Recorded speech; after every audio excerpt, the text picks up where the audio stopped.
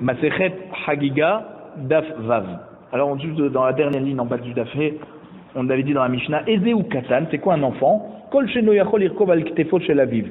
Tout celui qui ne peut pas donc se mettre sur les épaules de son père et de monter comme ça de Yerushalayim à Har Habayit. Ça c'est Bet Shammai. Bet Hillel avait dit, tout celui qui ne peut pas attraper la main de son père et monter à côté de lui, donc il est dispensé de la mitzvah de Shalosh Regalim.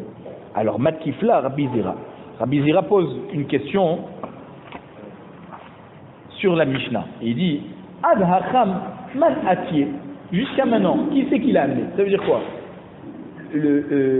On avait dit que s'il habite loin de Yerushalayim, alors ok, mais si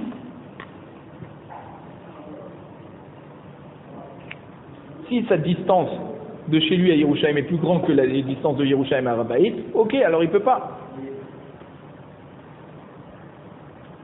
Mais alors pourquoi on a besoin de nous dire de Yerushalayim à Har Habayit? Le but c'est d'arriver, ça veut dire du moment où il tient la main de son père, alors il pourra aussi abandonner sa mère pendant cette période du voyage et monter avec son père à Yerushalayim. Donc c'est quoi le shi'ur qu'on aurait dû dire? On aurait dû dire Ezeu Katan Kol Sheno Zatruk Leimo, celui qui a plus besoin de sa mère et qui peut donc tenir ce voyage. Alors il est chayav de monter au Beth Amikdash. L'Agma répond Amar le Abaye. Abaye répond à Rabbi Zira, il lui dit non. De quoi on parle?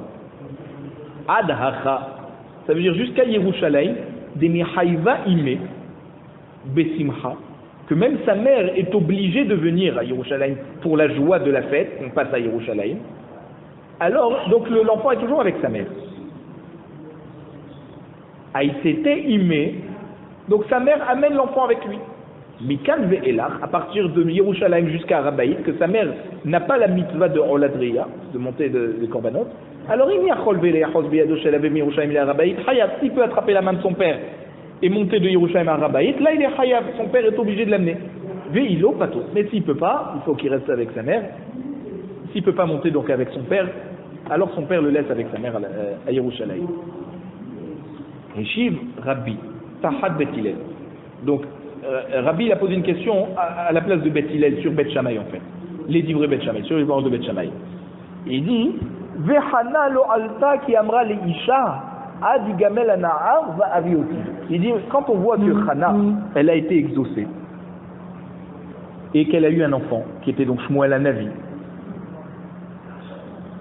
et quand c'était son mari le moment Elkana de monter à Yerushalayim avec toute sa famille, Hana elle lui disait non, je reste chez moi jusqu'à que l'enfant soit en âge de monter à Yerushalayim, et là je l'amènerai. Donc comme elle était en train de l'allaiter, jusqu'à qu'il ait 2 ans, elle est restée chez elle, elle n'est pas montée à Yerushalayim. Il dit mais Shmuel, il aurait pu se mettre sur les épaules de son père. Toi d'après Bet Shammai qui nous dit que le siman c'est de pouvoir être sur les épaules du père, et s'il n'arrive pas à être sur les épaules, alors il est exempté. Mais Shmuel, même qu'il était dépendant de sa mère, eh ben, il pouvait être sur les épaules de son père. Déjà un enfant au bout d'1 an, il sait se mettre sur les épaules de son père. Et à plus forte raison, Elkana qui n'est pas monté à Yerushalayim, qui est monté à Shiloh, au Mishkan de Shiloh. Donc c'est sûr que Shmuel il pouvait se mettre sur les épaules de son père et de monter de Shiloh jusqu'au Mishkan Shiloh, qui était une toute petite distance. Alors pourquoi Hana elle a dit qu'elle l'amènera seulement lorsqu'il aura 2 ans? Amar le Avouha.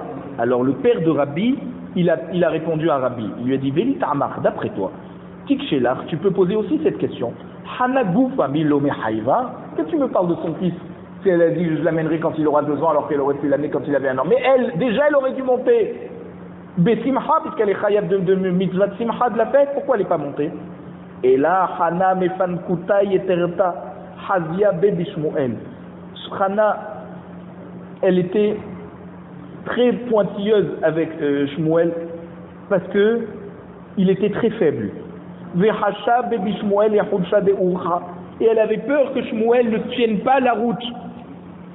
Il ne supporte pas le voyage. Donc c'est pour ça qu'elle a dit je reste chez moi. Ba'i Rabbi Shimon. Alors Rabbi Shimon s'est posé la question. Katan Higel, les divrei Bet Shammai, un enfant qui est boiteux, qui ne peut pas marcher, mais qui peut se mettre sur les épaules de son père, est-ce que d'après Bet Shammai, il sera obligé de monter à Yerushalayim, au Bet Amikdash ou pas? Est-ce que son père a l'obligation de l'éduquer à la mitzvah de Olad Reya, ou pas? Vesuma, pareil, un enfant qui est aveugle, les divrei Shneem, maintenant autant pour Bet Shammai sur les épaules ou Bet Hillel en dos dans la main, Maou, quel est le din? Parce que du moment où on lui attrape la main, il peut marcher, même s'il est aveugle. Du moment où on peut le mettre sur les épaules, eh bien ça marche aussi, même s'il ne voit pas. Donc qu'est-ce qu'on fait? Echidam, il a dit, mais alors de quoi on parle? Il m'a chez nous pachet. Ça veut dire que si c'est un enfant qui ne peut pas mettre ses pieds droits, et donc pour pouvoir tenir debout, Vesuma chez nous patea, ou un aveugle qui ne pourra jamais voir, alors hashta gadol patour katan mibaya. Alors si tu me dis qu'un adulte qui serait dans ces conditions est patour, alors tu me poses la question pour un enfant, bien évidemment qu'il sera patour. Tout ce qu'on fait à un enfant, c'est pour qu'il fasse de lui-même lorsqu'il grandisse. Mais si celui-là, quand il va grandir, il va être patour, alors quoi ça sert de l'habituer à l'enfant? L'autre non, on ne parle pas de ça. On parle d'un boiteux qui peut mettre, que plus tard quand il va guérir, il va pouvoir mettre ses pieds droits avant de grandir déjà.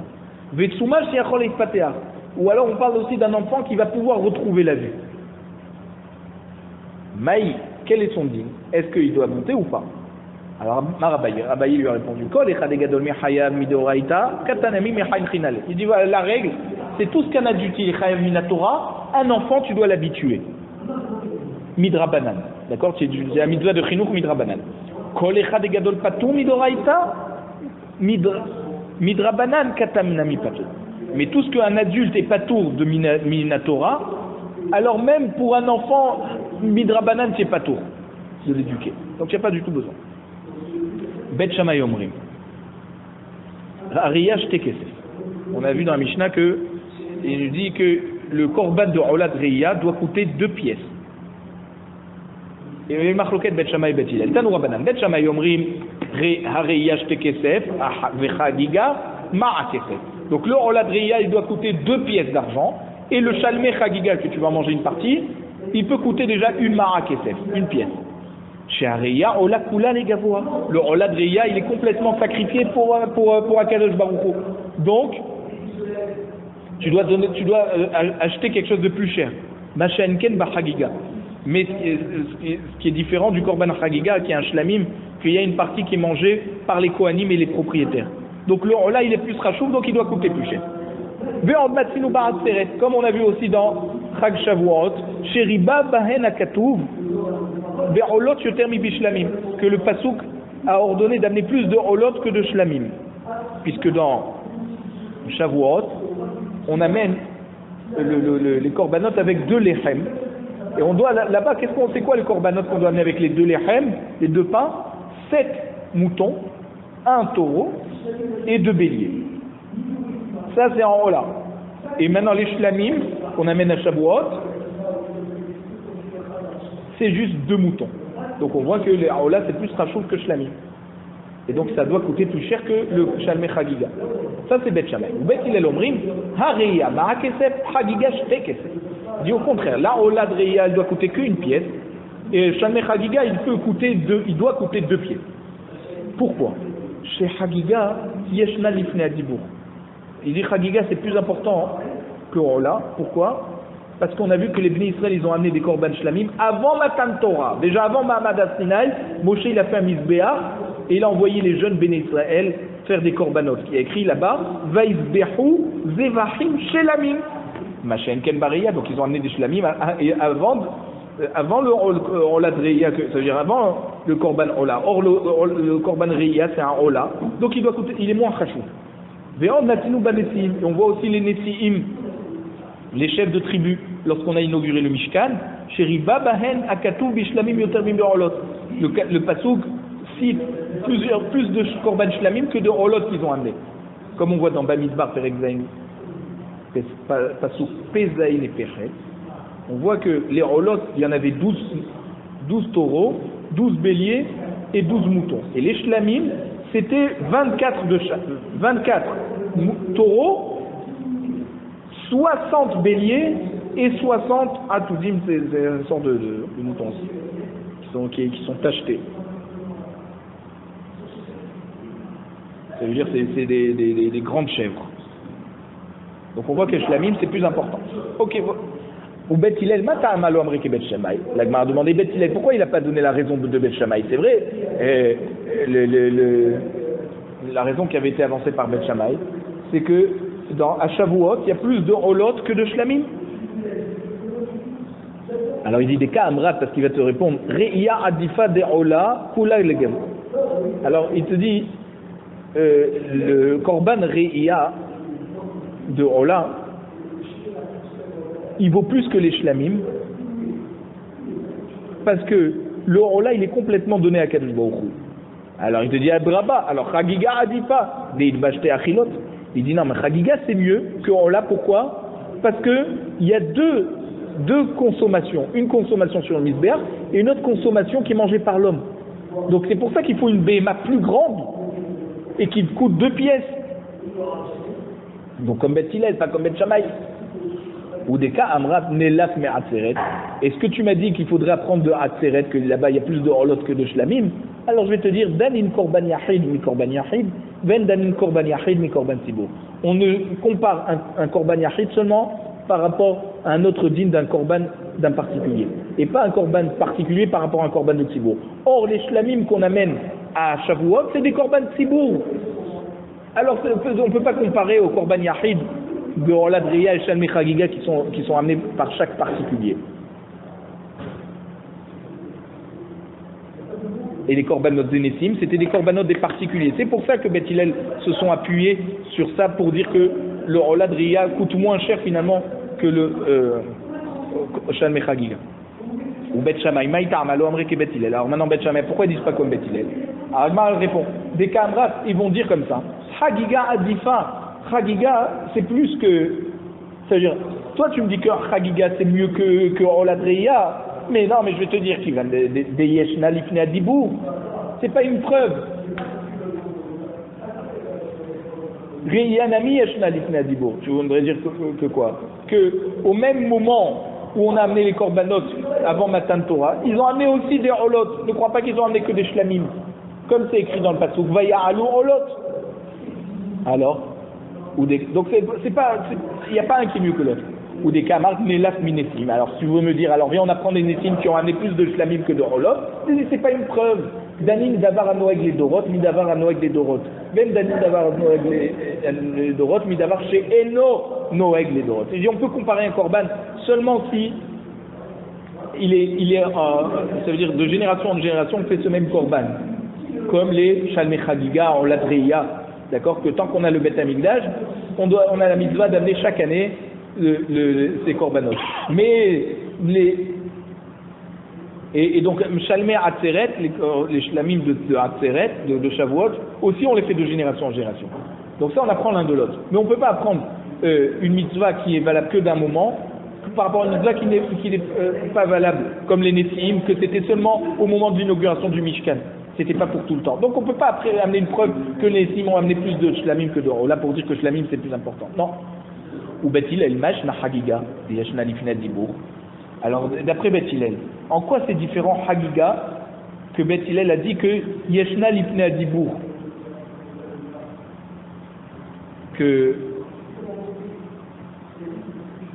qu'on l'a fait, c'est-à-dire que on a amené ce korban avant Matan Torah ou Har Sinaï. Il dit d'où je sais ça parce qu'il y a un pasouk qu'avant le Mahamad Har Sinaï, quand Moshe il a construit ce Mizbeach, il y a écrit Vaisbechu Devachim Shlamim Re'ia Nami. Je dis oui mais attends, aussi Olad Reya, tu peux me dire que c'était avant le Dibour.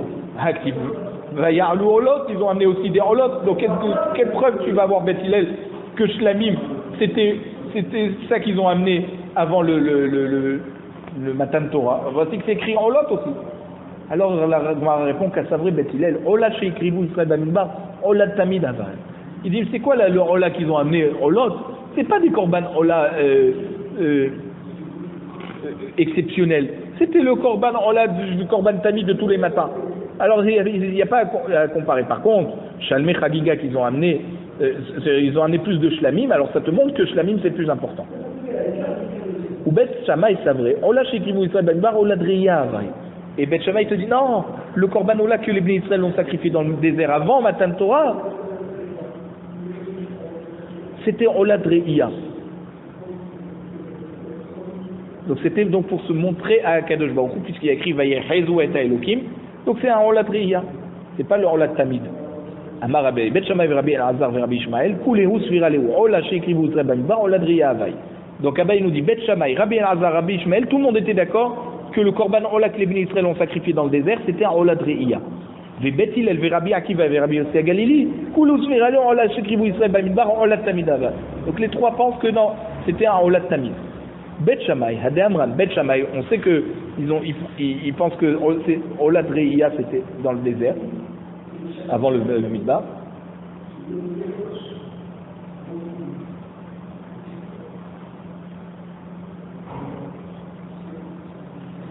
Rabbi Ishmael, d'où maintenant je sais Rabbi Ishmael que tu me dis qu'il est d'accord avec Rabbi Bet Shammai et Rabbi Elazar. Alors il te dit, Détané Rabbi Ishmael Omer Klalot Nemro Bet Sinai. Rabbi Ishmael te dit, la Torah qui a été donnée au Har Sinaï, c'était des règles générales. Il n'y avait pas de détails. Au Pratot des Ohel Moed. Tous les détails ont été donnés à Moshe seulement après dans le Ohel Moed, lorsqu'on a fait le Mishkan et qu'Hachem a parlé avec lui. C'était à ce moment-là qu'il lui donnait tous les détails des mitzvot. Mais au Har Sinaï, c'était que des règles générales. Ve Rabbi Akiva Omer. Et Rabbi Akiva nous dit Klalot ou Pratot. Rabbi Akiva nous dit non, soit les règles générales, soit les détails, Nehemre Sinaï. Tout a été enseigné au Har Sinaï. Venishnu be'ohel moed. Et par contre, les détails ont été répétés une deuxième fois dans le Ohel Moed. Venishtalshu be'arvot moed. Ils ont répété une troisième fois à Moshe Bnei Israël lorsque, dans le Sefer Devarim, il leur a répété toute la Torah. Et si tu voudrais penser que Rabbi Ishmael il pense que la Ola qui a été sacrifiée dans le désert, c'était un Ola Tamid. Alors, est-ce que c'est possible que ce korban au début, ils n'ont pas eu besoin d'enlever la peau et de le couper en morceaux comme le korban tamid, ou les batsov ba'ayev shet nitoar, et après quand ils ont reçu toutes les halachot, les détails, ils se sont mis à faire ça? C'est sûr que c'est pas ça.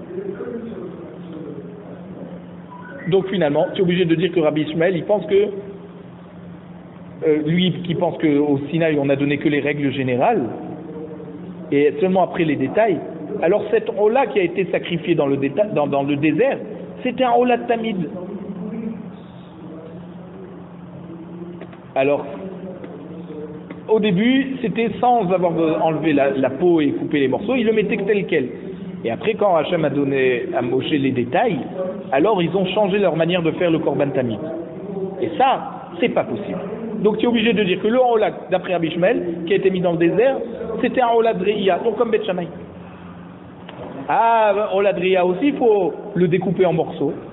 Tu te dis oui, mais comme ils l'ont offert comme un cadeau à Kadosh Baruch Hu, et pas parce qu'ils ont été ordonnés d'amener ce korban, alors ils l'ont fait tel quel. La Gemara te dit, et d'où je sais que Rabbi Elazar aussi il est d'accord avec Bet Shammai. Rabbi Elazar d'Etania, Ola Tamid Arasuya Be'ar Sinai. Le pasuk dans Ola Tamid Arasuya Be'ar Sinai, dans Bamidbar Perikafret pasuk Vav. Sur ce pasuk, Rabbi Elazar nous dit, Omer, Ma'aseha Ne'emru Besinai, Vehi Atma Lokarva. Ça veut dire que quoi?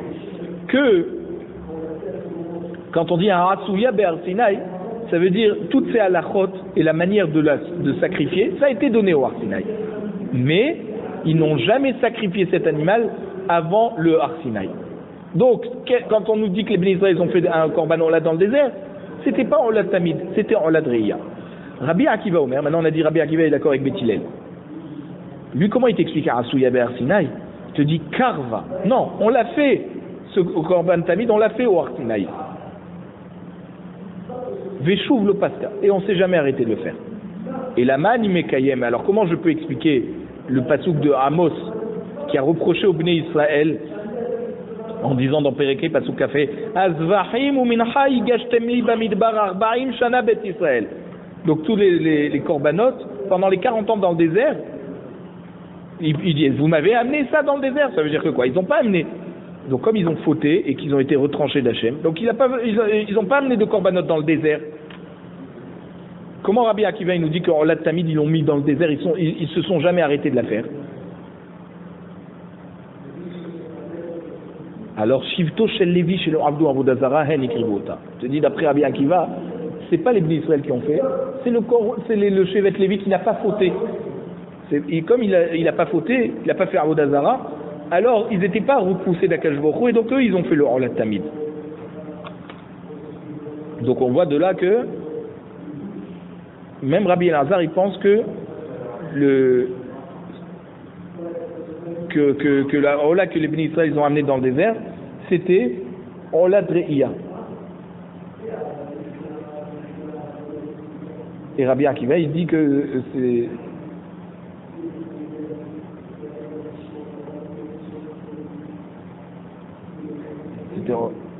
en tout cas comme Beth Hillel. Beth Hillel et Rabbi Akiva et Rabbi aussi pensent que la Ola qu'ils ont fait dans le désert, c'était Ola Tamid. Alors Beth Hillel Hade Amram. Beth Hillel, on sait que bon, ils ont dit que la Re'ia Ma'a Kesef et Chagiga Shte Kesef. Donc la Chagiga, pourquoi elle coûte plus cher? Parce que elle a été faite, sacrifiée avant du Matan Torah. Donc quand on nous dit qu'ils ont fait des Olot, c'était Olat Tamid, et pas des Olot de même.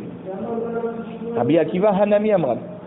Donc Rabbi Akiva aussi on a cité que dans la Braïta qu'on appelait le tuyau, que le Korban Tamid il était déjà dans le Sinaï. Rabbi Yossi Agalili, maintenant Rabbi Yossi Agalili, d'où on sait Détania, Rabbi Yossi Agalili Omer, Shalosh mitzvot nitzavu ba'alotan la regel. Les Bnei Israël ont été ordonnés de 3 mitzvot en montant Yerushalayim. C'est quoi? Re'ia, ve'chagiga, ve'simcha. Olad re'ia, shalme chagiga et shalme simcha. Alors il dit comme ça. Yesh bere'ia, shen bishter. Il y a quelque chose de particulier dans le Olad re'ia qui n'a pas dans les deux autres korbanot, chagiga et simcha. C'est quoi? Ve'yesh b'chagiga, shen bishter. Et il y a dans chagiga aussi quelque chose de particulier qui n'a pas dans les deux autres. Yesh b'simcha, shen bishter. Il y a aussi quelque chose dans Shalme Simcha qui n'a pas dans les deux autres. Alors on va détailler. Bariya Shen Bishten, Sharia Olakula Legavoa, Machen Ken Bishten. C'est quoi la particularité de Oladria? C'est qu'il est complètement sacrifié pour Hachem, et les autres korbanot qui sont shlamim sont mangés une partie par les hommes. Yesh Bar Chagiga Machen Bishten. C'est quoi le korban Chagiga? Sa particularité, chez Chagiga Yeshna Lifne Adibou. Le korban Chagiga on l'a fait déjà avant Matan Torah. Et les autres, Machen Bishten, les autres, Reia et Simcha, on les a fait après. Ah, Yesh Besimcha Machen Bishnem, c'est quoi la particularité de Shalme Simcha?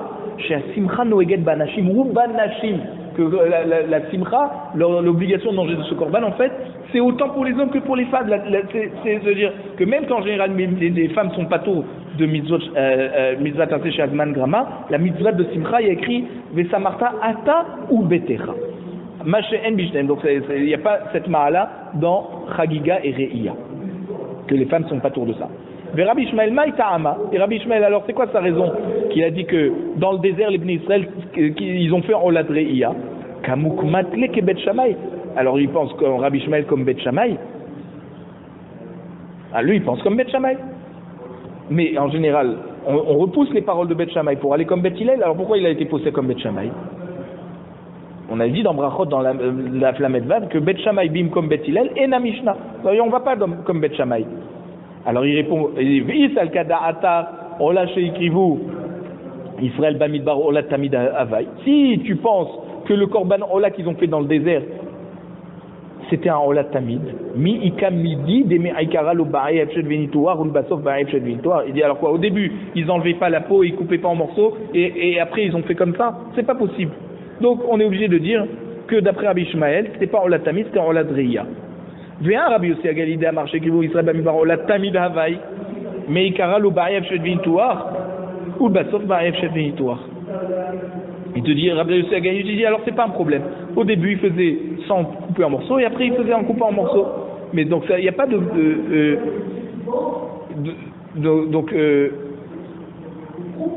donc c'est pas obligé que Rabbi Ishmael il va donner cette raison que s'il faisait pas avant alors ils peuvent pas faire après. Oui, tu vois de Rabbi Yossi Agalili qui avant il coupait pas en morceaux et après il coupait en morceaux. Donc peut-être que finalement Rabbi Ishmael il pense que justement que c'était au Latamid. Ah, et d'où on a trouvé que Rabbi Yossi Galili, il dit que c'est Olat Reya, c'était Olat Tamid, pardon.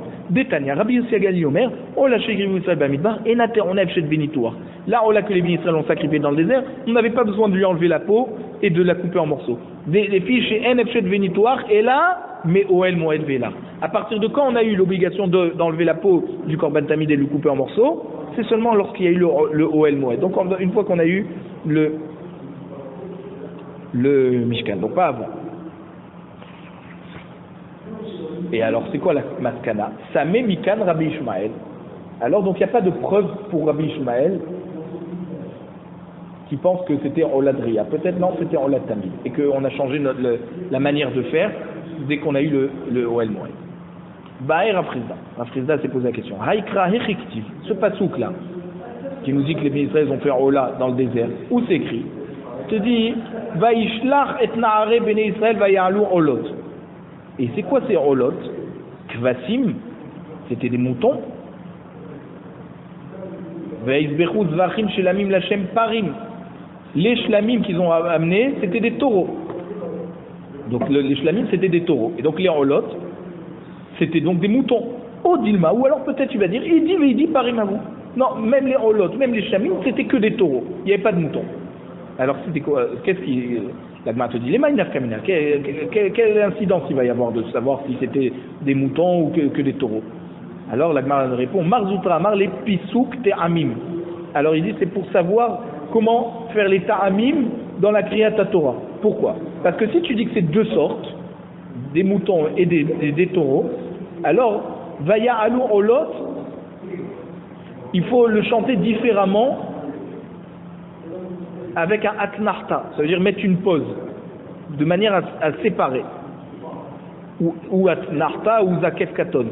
C'est quelque chose qui sépare la phrase. Mais si c'était que des taureaux, alors il faut tout mettre ensemble. Vaya'alu olot, il faut mettre pashta au ravia, des ta'amim qui font qu'on ne s'arrête pas à ce moment-là. On continue. Donc c'était ça la différence. C'est au niveau des ta'amim.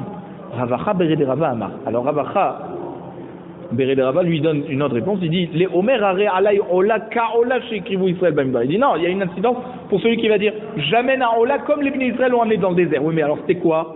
Maï Parim à vous ou Kvasim à vous? C'était des taureaux ou des moutons? Tekou. Alors on n'a pas répondu à cette question.